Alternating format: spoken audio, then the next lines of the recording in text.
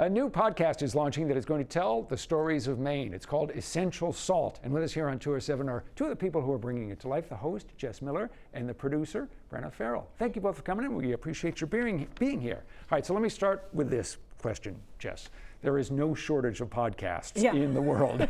What is the niche that you're going to be telling with Essential Salt? Well, we are featuring stories that were made right here out of the Salt Institute for Documentary Studies, which is a documentary radio school and other things based out of Mecca here in Portland.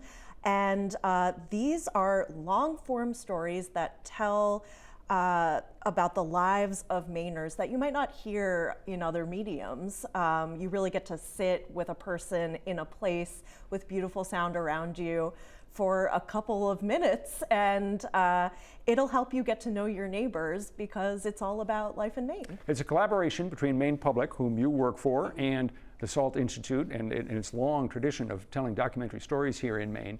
When you start a new project like this, you have a blank canvas. You can do anything you want. What were the stories when you got started that you thought you might want to tell? I think for me, right away, there was a story about the Valentine's Bandit that, as someone who moved to Portland relatively recently, I always knew about the bandit. I knew it was a legend. I saw the hearts, but I didn't really have a full, deep understanding. And as someone who interacts with people who also know Portland, and they're like, what's the deal with the bandit?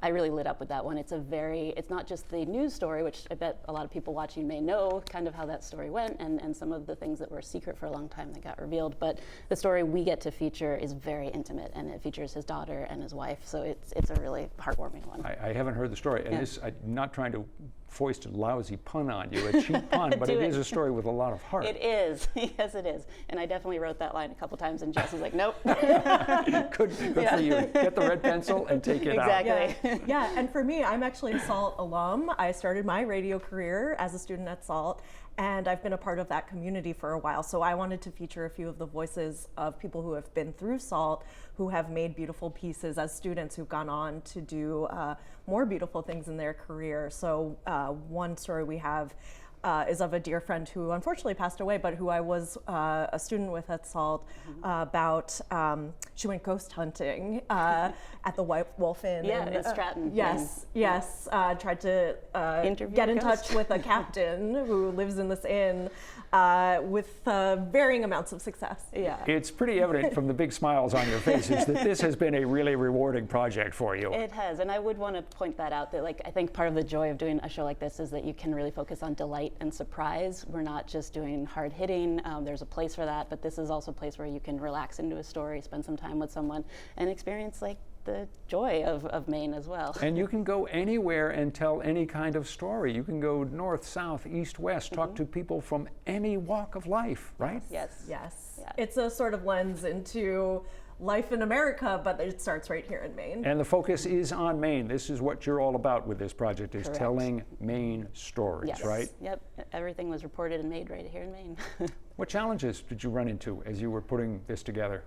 One challenge we had is because some of these pieces were made several years ago, we wanted to run some updates because people who might be listening might be saying to themselves, well, what happened since then? So we had to track down a couple of the subjects you hear in the stories and also some of the reporters to see where life took them since they made these pieces. So you're launching it now.